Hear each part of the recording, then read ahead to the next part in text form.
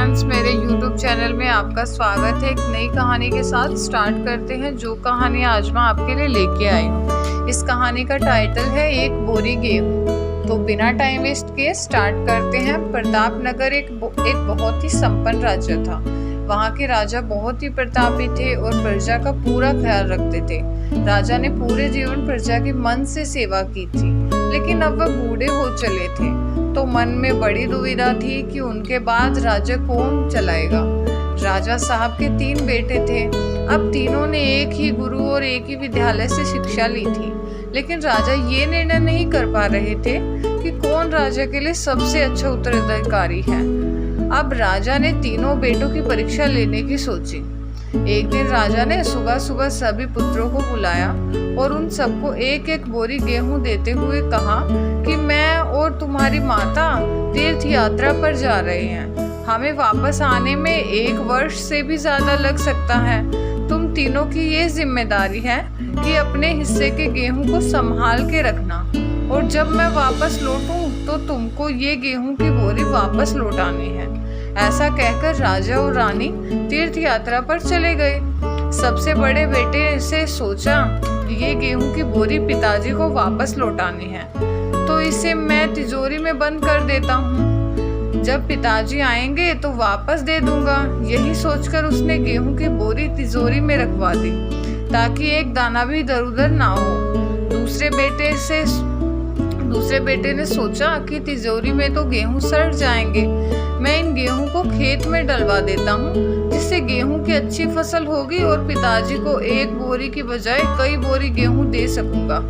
अब उसने ना गेहूं के लिए अच्छे खेत देखा और ना ही अच्छी उपजाऊ जमीन देखी, और ना ही खेत की घास फूस को साफ कराया। बस ऐसे ही एक बंजर जमीन पर गेहूं डलवा दिए और कभी उनकी देखभाल करने नहीं आया। उसे लगा कि अब अपने आप फसल आ जाएगी। तीसरा बेटा ज्यादा समझदार था। उसने अपने मित्र के साथ मिलकर एक अच्छा खेत देखा जो बहुत उपजाऊ था। फिर उसकी मिट्टी बदलवाई, वहां घास फूस की सफाई करवाई और फिर विधि अनुसार गेहूं के दाने खेत में बो दिए। पूरी लगन और मेहनत से खेत की हिफाजत की, समय पर खाद पानी सब कुछ दिया। साल भर बाद पहली फसल आई, उसने फिर से उसे बोया, फिर और अन्न उपजा, खेत खलिहान लहराने लगे। राजा यही कोई 3 वर्ष बाद वापस आया।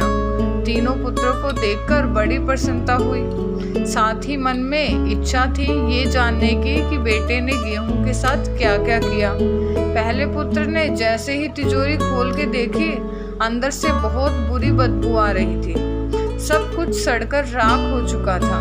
पिता ने कहा, ये अन्न है जिससे हम सबका जीवन चलता है, और तुम इसकी देखभाल नहीं कर पाए। तुम क्या राज्य संभालोगे। अब दूसरा बेटा पिता को उस जगह पर ले गया जहां उसने गेहूं को डलवाया था। वहां जाकर देखा तो जंगल था। बड़ी बड़ी घास फूस खड़ी थी।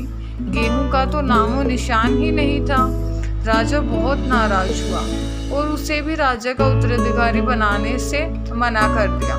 अब तीसरा पुत्र पिता को अपने खेतों पर ले गया। वहाँ दूर से ही एक अलग खुशबू आ रही थी। गेहूं की फसल लहरा रही थी।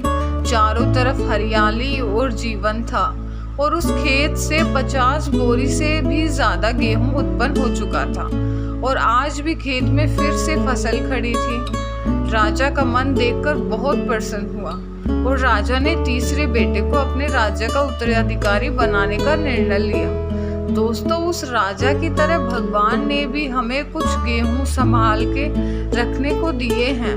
वो गेहूं है हमारा जीवन, जिसे हम बेकार के कामों में नष्ट कर देते हैं। ईश्वर ने जीवन दिया है दुनिया का विकास करना, अपने ज्ञान को बढ़ाना और उसे बांटना, लेकिन हम अज्ञानी लोग इस जीवन को सड़ा देते हैं।